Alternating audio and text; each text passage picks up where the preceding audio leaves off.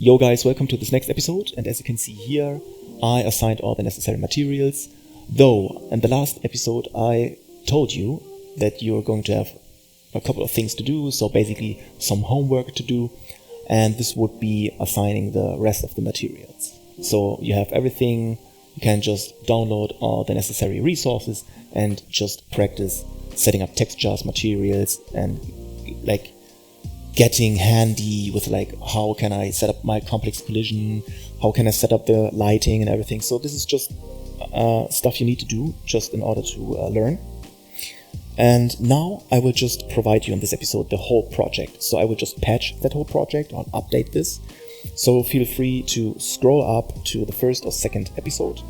There you will find the resource, and then you can just update or like download the new project, and you will have everything as exactly like me. Because as you can see here, I displaced the walls. I have a different texture as well. I tweaked some things like the lockers. I brightened up the albedo because like some metal textures are just too aggressive and just too dark. Also, I did this for the metal for the typewriter. So I made it a little more bright, a little less saturation. So I did some minor changes.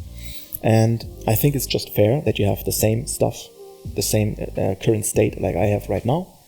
And we can now just continue from there. So just make sure that you download this project and you have everything as of right now, just like I have. Now, we want to make this room interactive. This means we want to go here, and when we are here, we want to do things, for example, like save the game, and we want to use this one as a storage, which is pretty easy because we already have the blueprint. But the save game, this is something we need to set up, and this will be this episode, okay? We went to edit and project settings, and inside maps and modes, you can see that we have this startup and default map as the save room. This just means when you open up the Unreal Engine project, you are going to have the save room as a default startup map, which is fine for now because we're only taking care and we only focus on this room, so it makes sense. But later in the game, this is also something we have to do when we transition from our first map. You remember the first map where we have all our items and stuff like that. We want to use a door, maybe like the blue, red or yellow door, and then we want to give this, if I press G, we want to give this player start this. We want to give this player start a tag. And this tag will be similar to the tag when we are in the startup level, or in this level called third person map.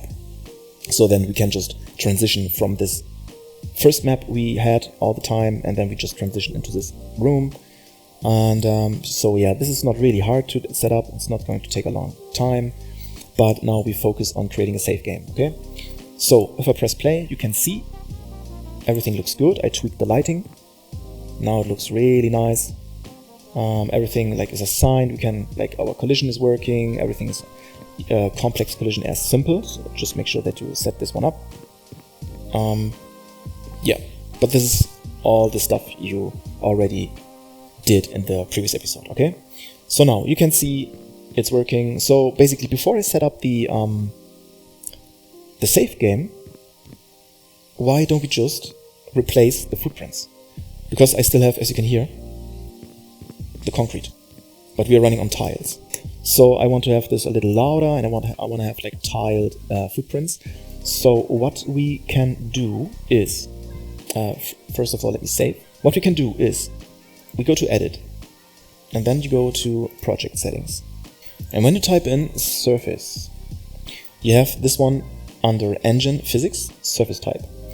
So we can basically now type in tile, and then you can type in wood, concrete, and all that stuff, carpet. So like every surface you're going to walk on. So, but I will just have the tile. Okay, so just in surface type 1, let's just type in tile, and then you can just close this one. So now, after we did set up the surface type in project settings, let's do another folder. And we call this one physics materials, because there would be several in the future. Physics materials. So this is a new folder. And then let's get a physical material. So under physics, we have a so-called physical material. And then we just click on this one and select. Let's call this first physical material, PM for physical material, tiles. Okay, so we only need tiles for now. When you open that one up, you can now get the surface type here and set this one to tile. So this is the only thing we did set up, right? And save. So next time when you want to have grass, concrete, wood and carpet and all that stuff, of course you go back into the project settings here, and then you can just look for a surface again, and then you can, next to tile, you can have like a second surface type, a third one, 4, 5, 6, 7, 8, 9, 10, puddles, mud, grass, concrete, yeah, as I told you, wood, carpet, what do we have? Soil, leaves, like all that stuff. All right, you get the idea. But we only need one, so we just do it step by step. Okay, so why should we just spam everything and then no? Let's just focus on the tiles. And maybe, I know this is pretty annoying for you now, but I have to do it, otherwise I am going to freak out. Let me call this one tiles and save. And then you can go to the surface type and then it's just updated. So sorry for that, tiles makes more sense for me. Now at the same time, when you click on this surface here, so it's only, of course, only affecting this one, we want to update our physical material here as well. So once you created the physics material, you have a so-called physics material override, and we will just use the PM tiles. Now, another thing you have to do, besides setting up the physical material here, which is PM tiles, alright, this one, I just explained to you a couple of seconds ago. Now, the third step you need to do is, as you might remember, when we go into the enum notifies, we have a notify for footsteps. This means those notifies are inside our running animation or walking animation. So every time our foot is touching the ground, we have this notify trigger basically, where we play a sound. So let me open this one up. So those notifies, or this specific notify here, is getting triggered every time we touch the ground with our animations. We did set this one up, as you might remember. Now, but we cannot really see or distinguish, like, yeah, but what is now the physical material? I have no idea.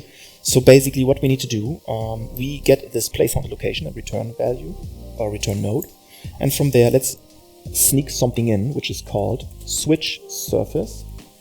So it's called switch on E physical surface. And we did set up the tiles.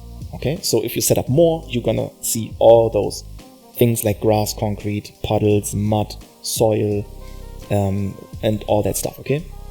So in this case, we only want to have tiles. So I will just show you how you can basically add this, and then when you build your game, you can just add more here.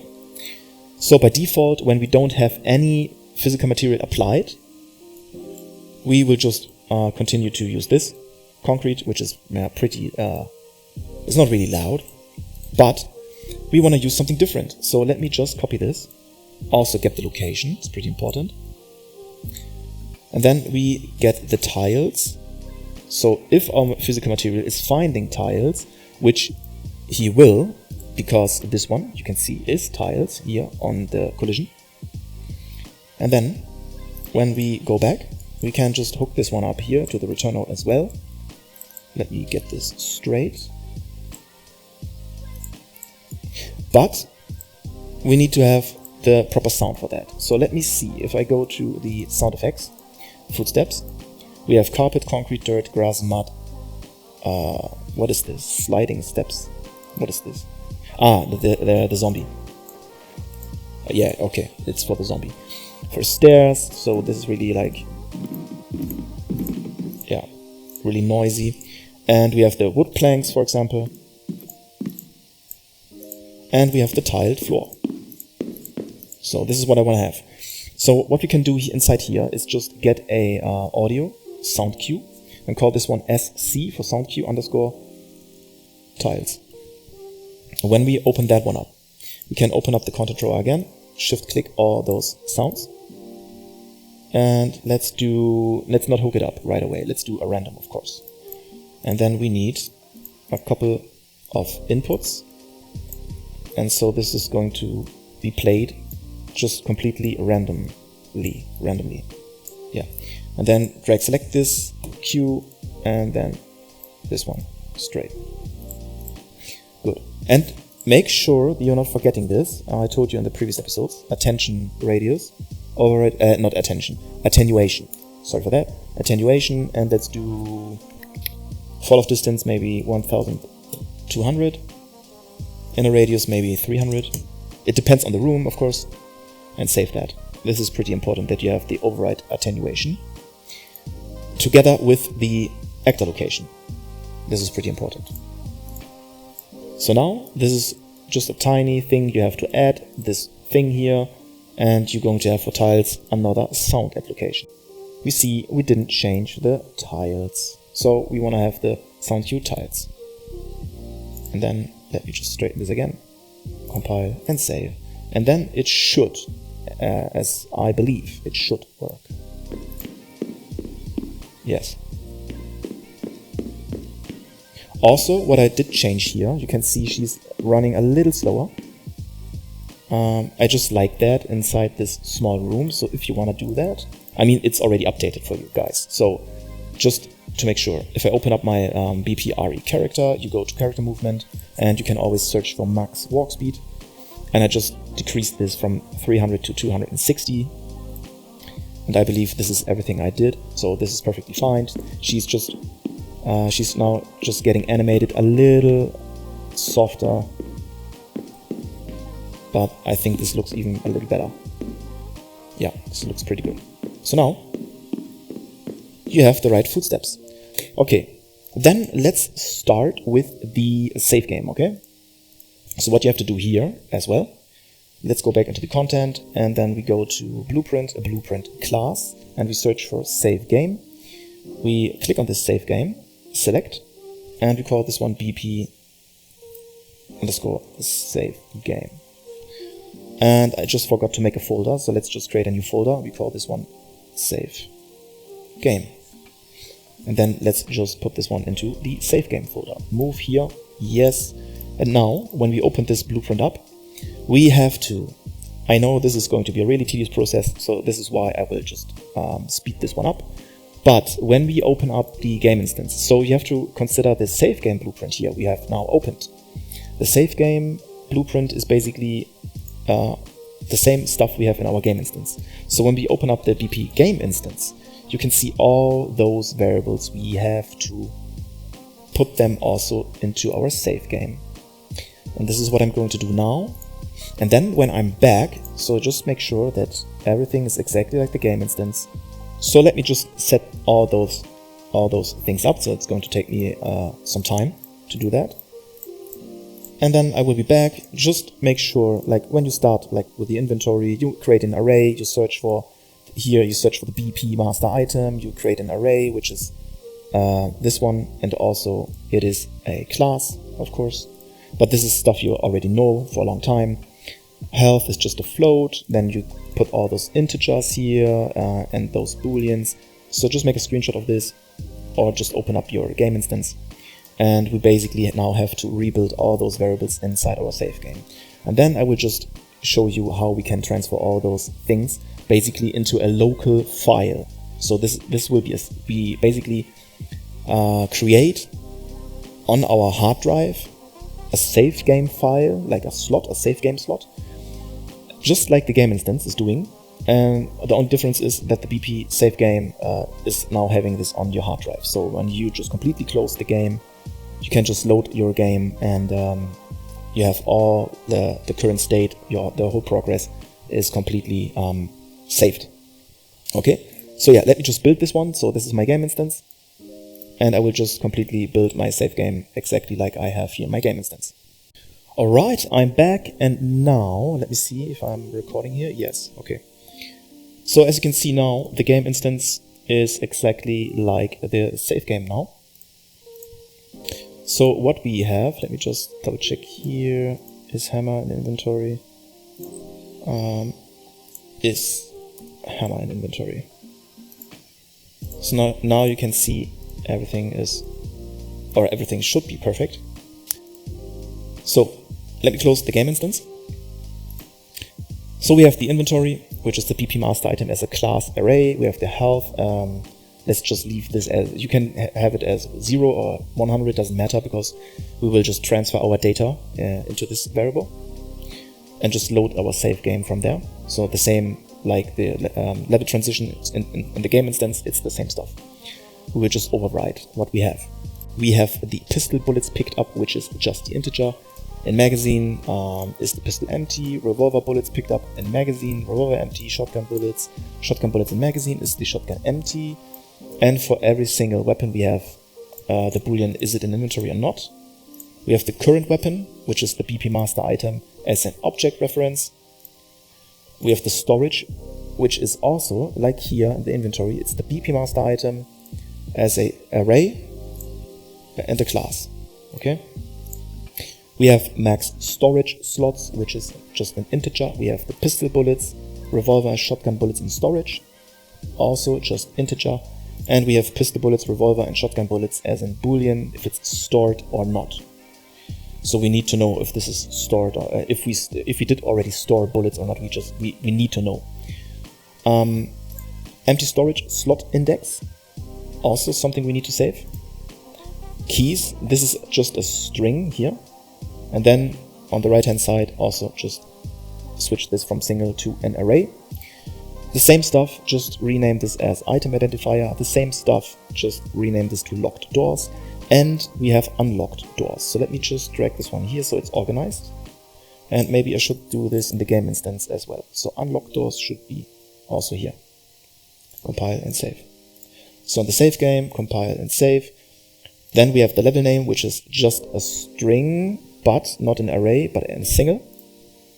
We have the held weapon, which is the BP master item, like the current weapon is the BP master item, but in this case it's the class and not the object. So the current weapon variable here is the BP master item as an object reference, and the so-called held weapon is basically the same, just a different, it's not an object, it's considered as a class, okay? And we have, last but not least, we have the max pickup slots, which is just a basic single integer as well. Alright, and now we can just close this one. We want to go into the re_character folder, open up the re character, blueprint, AC inventory, right click, edit an AC inventory. And then we can close the re character again, compile. And now this is just a function, we can just go out from there. And we can see inside our event graph, we already have next, this is just our hammer trace, you remember, not a big deal. And we have an event for the inspection, when we inspect an item. And here, this is an event when we load everything to our game instance. And now what we need to do, we need to create a custom event as well. And this one is called SaveGame. Let's just call this event SaveGame. And every time we want to use this event, or we would just want to fire off of this event. Okay, so now you can see here, we just created the event called SaveGame inside our AC inventory. Let me just compile and save. So I will guide you through this. I just built this pretty quick, and you can see this is it's pretty simple to set up. It's just that we have so many variables, but I will explain to you in detail. From here, from the SaveGame, just create SaveGame object. Okay. When you have that, you select the BP SaveGame. Okay. So this is basically the blueprint you just set up with all those variables. Okay. So this is pretty important that you select this one. And then from there, as you can see, I just prepared this. From there, you can just make sure that this is all set, and then you start with the inventory. Okay? And then next to the inventory, you set held weapon. I don't really care about the order. The order doesn't really matter. It's just you need to find a way to get all variables you have inside the BP SaveGame. So in total, it's 33 for me. Set empty storage slot index. And then you just continue to do this for all the variables you have here. So you need to do this many times. Also, I added another boolean. Just click on the plus again and just add a boolean because I want to have injured as well. So if we are injured, and then when we save the game, we still want to have the injured animation, right? Without the boolean being saved, there will be no injured animation. So this is why we need to save the state of being injured or not. At the same time, I also opened the game instance, which is basically just the same stuff. So it's, yeah, as you can see, it's the same stuff basically. And then I also added a simple boolean called injured. Okay, make sure that you have this in the game instance as well. And this is everything you need to know, because when I go to the event we set up this earlier, event load to game instance, then from there you can also just set injured. All right, then you can also just set injured and just drag it all the way to the end. Okay, and then from your AC, same stuff, from your AC you just get the injured. Pretty important that you always get from your AC. Just connect this one and boom, this is it. Okay, so but I already did this here.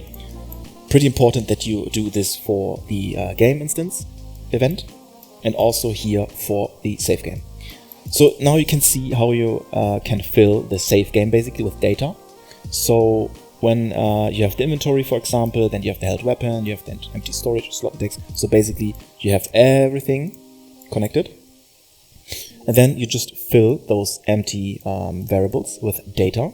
This means you go to inventory. Let me open that one up.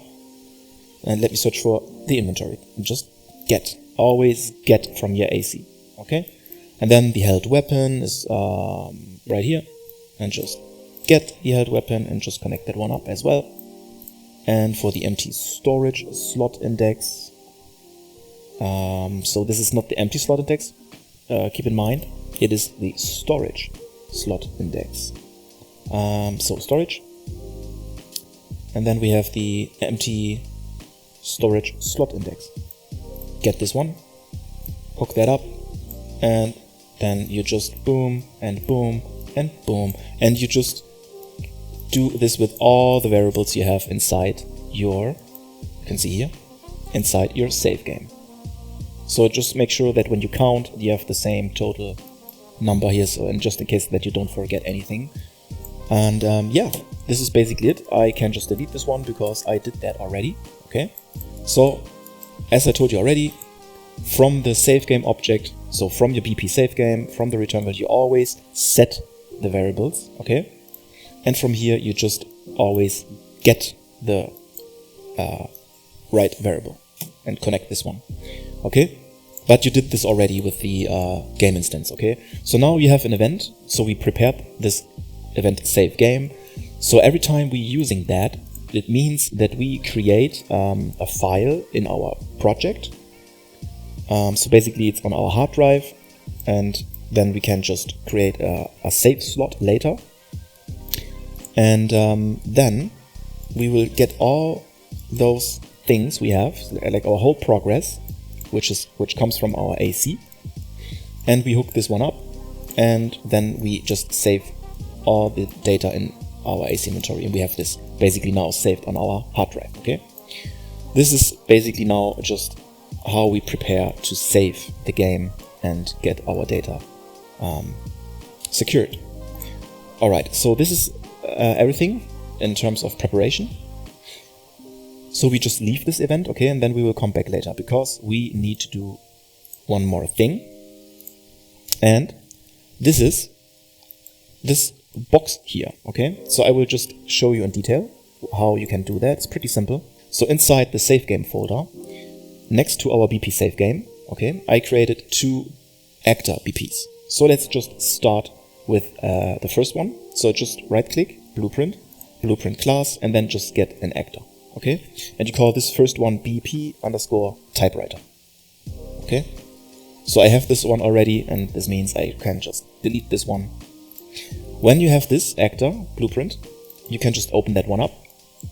All you need to do, so you have the viewport here, right? Let me close this one and the event graph. So this one is empty for you. It means that you click on add and you just get a box collision. All right, just click on box collision. This would be the box collision. And then you click on component begin overlap, and you also click on component end overlap. Now, when you click on the event graph, all right, here on the left hand side or here on top, you also have the ability to click on the event graph. You have those overlap events, but they're empty. You have no data here, okay? So what you do is, from the begin and end overlap, you just cast, okay? You cast to BPRE character. All right, this one. And from there, the object is the other actor. Just connect the other actor to the object. Do the same stuff here for the end overlap as well. And then we need to get from our BPRE character, we get our AC inventory, okay? Make sure that context sensitive is enabled, so you have this one, because it might be hard to find when you have this disabled, because you can see like how much we have. So just enable context sensitive and get the AC inventory. And then from the AC inventory, we need to create two variables. Okay, so you don't have those two variables. They are all inside the AC inventory. So let me just go to my AC inventory. So BPRE character, I have my AC inventory here, and then just right click edit AC inventory. And let me drag this one here so it's organized. And when I just scroll down, this is the save game, we don't need that for now. So then you have variables here, and I created a new variable called SaveGame as a boolean. And when you click on this boolean and call it SaveGame, you can just in category you can just type in SaveGame, and then you will already have a category called SaveGame. This is the first boolean you need to create. Then you need to create another variable inside the SaveGame, and this one is called BP Typewriter. And then you click on this one and you search for the BP Typewriter you just created. This one as a object reference. This is pretty important. And then you can just compile and save. Then you go back to your BP Typewriter. And now from the AC inventory we can set SaveGame ? This one we just created in our AC. Set the SaveGame. Yes, enable this one. So once we overlap the box, our SaveGame is true. So this just means that yes, we are now be able to save. Okay. And when we end the overlap from the AC, you can just copy all this. So this one, connect this one also to the AC inventory, and this one like end overlap. So when we leave the box collision in front of the typewriter, this is the same stuff like we had in the storage. Then you just disable the SaveGame, which means SaveGame, no, this is false. We cannot. This is just a check to prepare our logic, because we want to interact with spacebar with our typewriter. And then also from the AC inventory, you get the BP Typewriter we just created, the set BP Typewriter, okay? This one. It's pretty important from the AC that you set those two variables, SaveGame and BP Typewriter. And the BP Typewriter, we don't have a reference, because this one, when you create this one inside your AC inventory, SaveGame, this one, BP Typewriter, this is not valid. This has no data. It's not valid. This means that from here you just drag and get self. Get a reference to self. And then you have this one. This just means that the self is the whole blueprint, and now we fill the whole the whole information we have inside our blueprint typewriter. We just transfer this one into our empty variable called BP Typewriter. So now when we overlap this one from our AC, so this one here is now valid and has data. And you can also just copy this one, just hook this up to target here. But in this case, just when we end overlap, we remove the self, just to make sure that this is not valid anymore. Okay? Right, so this is what you need to do for the BP Typewriter. Just basic stuff, just basic stuff, okay?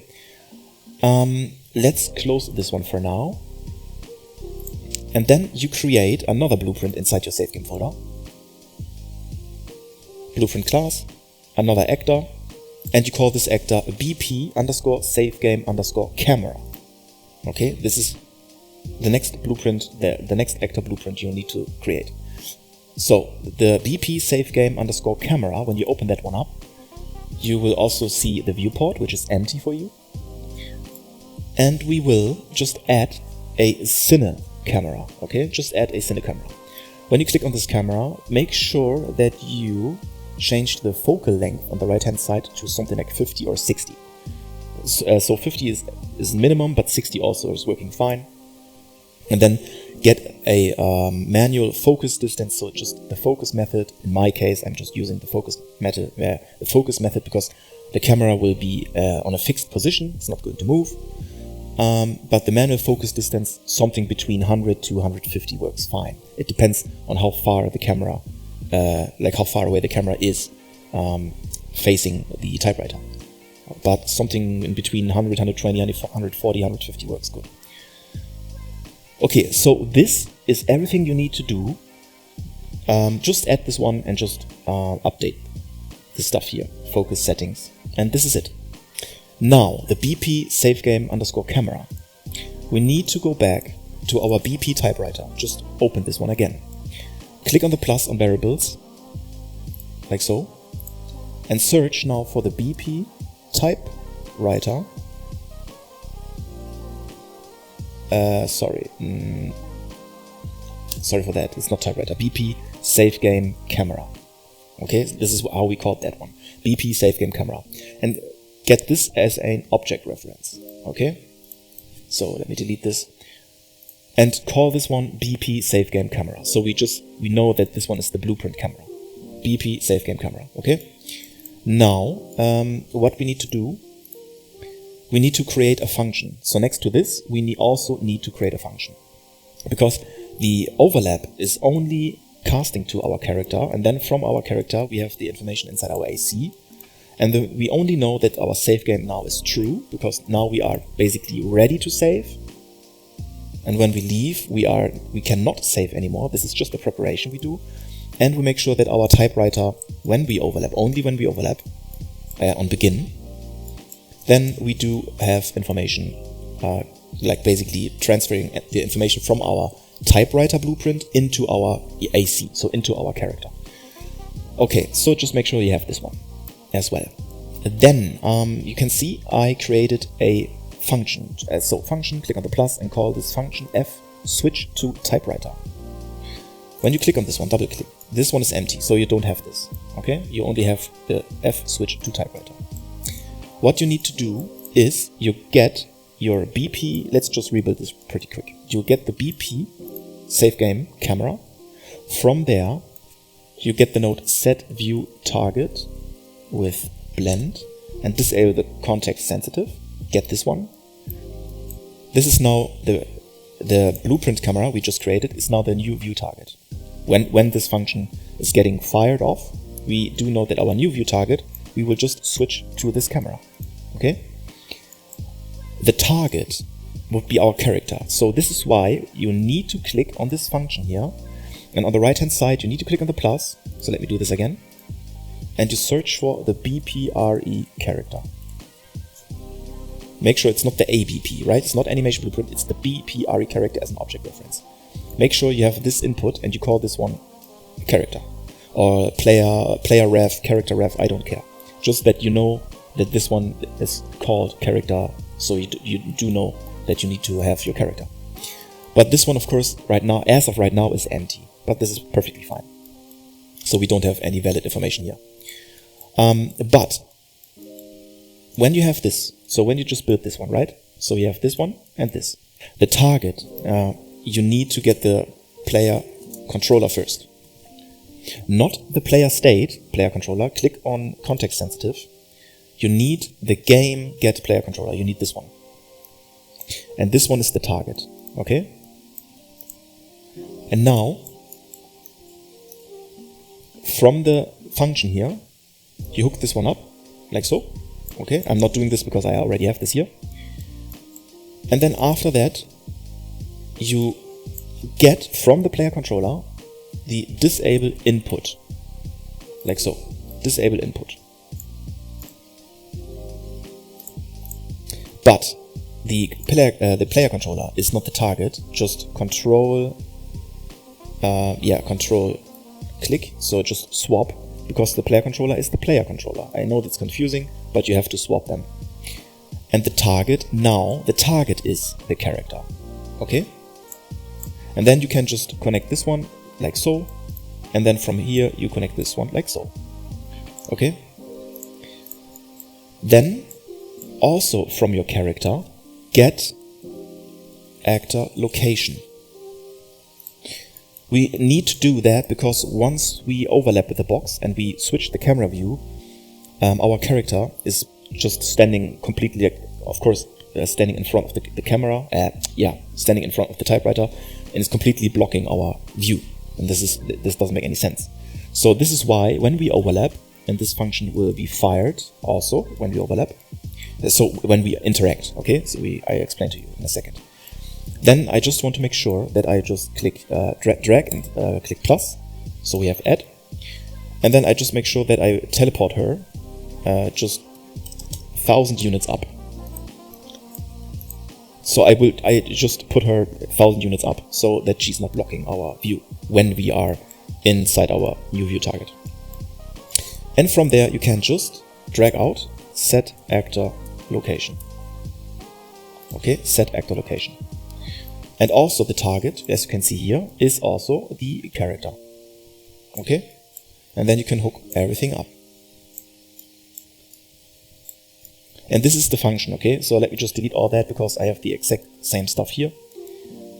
So just make sure when you have this character input that it is connected into 3 different nodes.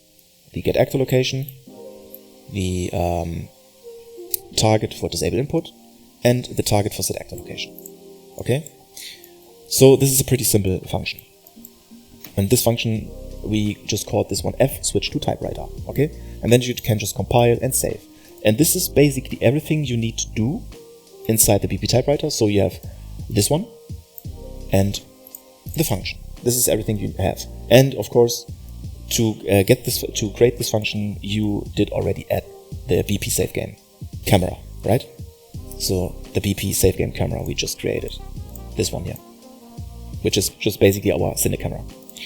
Now I will show you what to do inside your AC inventory. So first things first, when we go to our BP RE character blueprint, we do have all those things like input, action, walk, and aim. You remember all that. And we have shoot, inventory, and we have interaction. So this is pretty slim. We have a really small and slim logic inside our BP RE because we do this all in our actor component, inventory component. So, but it makes sense that when we use spacebar, so we do know that the interaction is assigned to our keyboard spacebar button. And inside the fgrab item, which is a function from our AC inventory, so you do know that we always get our AC inventory, and then from there we can just get this function, okay? So you have this one already here. When we open this one up, so now we are inside our AC inventory, and this is everything you set up in the previous episodes. Now we need to add a tiny thing. So this is pretty simple to understand. In this macro, we're just checking if we are using a door. This is just a boolean. Is using door is true or not? Yeah, yay or nay. It's just yay or nay.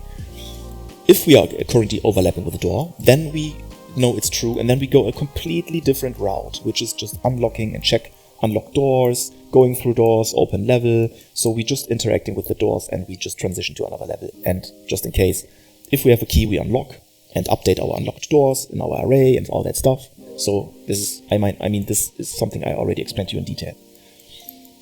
If it's not true, so if we are not overlapping with the door box collision, if we are not overlapping with the door collision, then we check if we might overlap with the storage. So this is the next macro, which is basically the same stuff, only the boolean using storage, yay or nay.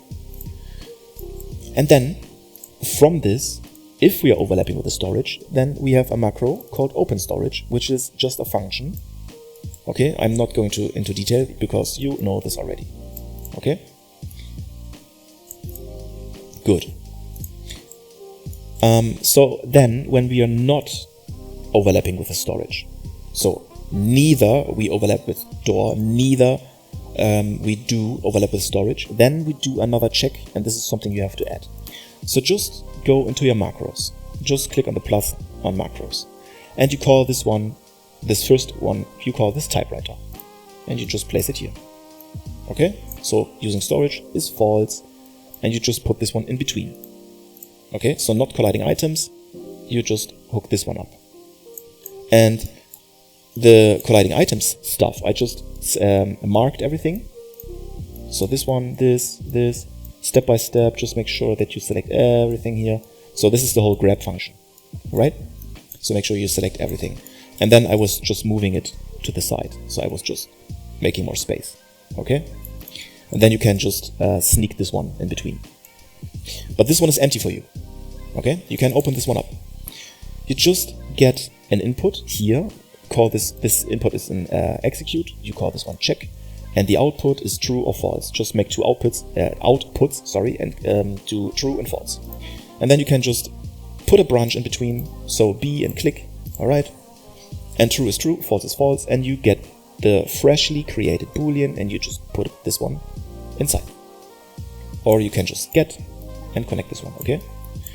This is it. It's just a basic check if we are currently, if our save game is yes or no. How do we know?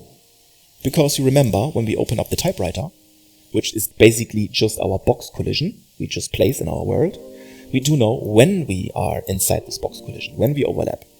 Then we do know, yes, it is true. When we leave the box collision, so when we leave the typewriter, it's not, it's false. Okay? Now you understand this could be either true or false, but it's only true when we stand in front of our typewriter. Now back into our grab item function. If it's false, we just continue with the colliding items and with the whole grab and picking up item stuff. Okay, this is old news. We just continue from false, we just continue from there. But if it's true, when we are overlapping with the typewriter, okay, we need to do one more macro. So get another macro here, click on the plus, and call this new macro SaveGame. And then just put it here, just put it there, and then if it's true, just hook it up. When you open up the SaveGame, you need to have an input, just click on this input, and you also need an execute, and call this one save. Because actually, like now we want to save a game.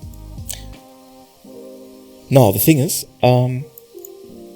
you have two variables here inside the AC.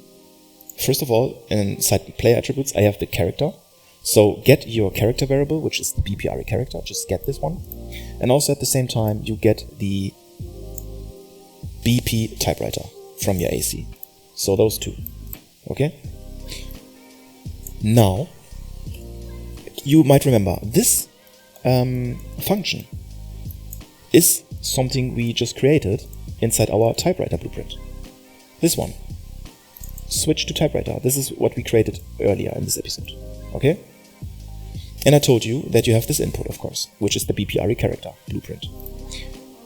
Now, we can fill this with logic, because the target, now we need to know that the target is the BP typewriter. Okay, so you get the typewriter and hook this one up to target. Now this is going to work. Why is it going to work? Because once we overlap, okay, let me just go to the event graph. I told you before, once we overlap, not only the Boolean save game is true, but also this one is valid now. The BP typewriter is, by default, is not valid, has no data, it's empty. But once we overlap, we just fill the data, because this is an event, okay? We fill this empty variable inside our AC, BP typewriter. We fill this with the whole blueprint called BP typewriter. And now, when we overlap, this one is valid and has all the necessary data. At the same time, you get the character, I told you already, and the character is hooked up to the character input, okay? And then from the BP typewriter, so just in case if you're wondering, like, okay, where is the function? From the typewriter, just drag off F, switch to typewriter. This is the function. F, switch to typewriter. And this is it. This is basically it. You don't need an output for now, because we need to trigger the event called SaveGame, right? Let's go back to the event graph. So this is what we prepared in the beginning, right? But we will use this event in our next episode. Okay, so for this episode, it's just really important that we just prepared our event, load to SaveGame. We create a SaveGame object, sorry for that. And that we can interact with the typewriter. Okay, good. So now when we just, from our BPRE character, we just have this grab item function. When we double click, we are back in our AC inventory. And now you have this one added to your logic. Okay, and once you have this added to your logic, you will be fine. Okay. Okay, just make sure, double check the macro, those two macros. Just check your BP typewriter so that this one is correct. Just always double check. And also check this function. This is pretty important that you have this exactly like I have. Okay? Otherwise, just make a screenshot or something. Good.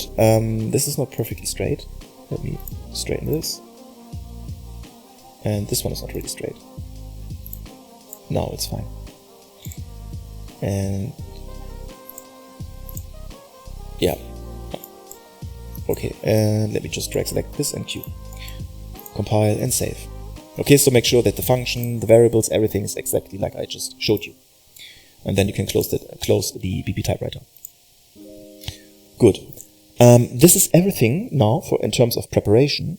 Okay, so we don't need the grab item function anymore. We can just close that. And as I told you, the SaveGame event, this is what we will just fire off or use in the next episode. Okay, so this is just the preparation. But now this is like what we want to have is when we are overlapping, we want to press spacebar and we want to basically just fire off this route. Okay, so this one is false, storage is false, typewriter yes, typewriter is true because we overlap. And if it's true, we use this function, and this function is changing our camera to our to our like typewriter camera basically. We disable our input, so our character input, so we cannot move during this state. Makes sense. And we set the actor location. So just to make sure that that she's not like blocking our camera. So we just teleport her to a different position. Okay. Good.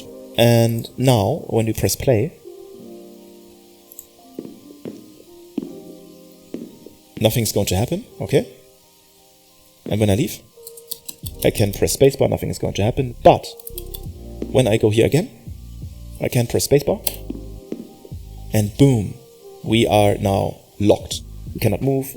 Now just consider this as a UI, like a user interface, and then in the next episode, we will just create a widget blueprint, and then with a button and a text, or maybe just a button, image button, and then this is just called like load, and then another one is called save, right? And then when we click on those, we can either like save the game, or maybe we can just load the last game. All right, so this is what we can do. And also we need an exit button, of course. Good. So now you get the idea. And in order to do that, you need to place, so sorry for that, but in order to interact with this, you need, press G, you see this box, alright? This is the same stuff we did with our camera. You just get the BP typewriter and you just drag it inside, okay? Let me undo that. You just drag it inside, and then you can just, with spacebar, you can just scale it how you want, maybe like so. So don't make it too big, so you really need to stay in front of this. You can also maybe just like so. So yeah, of course you have some freedom. But this is just, I mean, we did this already with the door, we did this already with the storage, so this is nothing special for you right now. So okay. So just make sure that you have the BP typewriter here. And then also what you need to do that in order to make it work. You can see you need to have a camera. And this is why we place this so-called BP SaveGame camera. Just drag and drop it. And then you have the preview here on the bottom right hand side here. And then you can just move this camera, and then you can just rotate this camera, and then you can just maybe rotate it down, like so. Move it up, move it down, getting closer.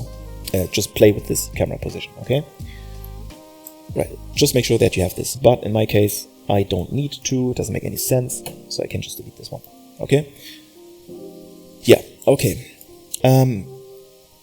Now this is it for this episode. So we did change our footstep sounds, and we prepared our save logic, our save game blueprint, and we also prepared our new camera for the save game. Okay, so this was just a preparation basically, and in the next episode we will just create a widget blueprint, as I told you before. And then you will just see, let me just demonstrate this again. So I can just, boom, press spacebar. You can hear that she's walking. The reason why you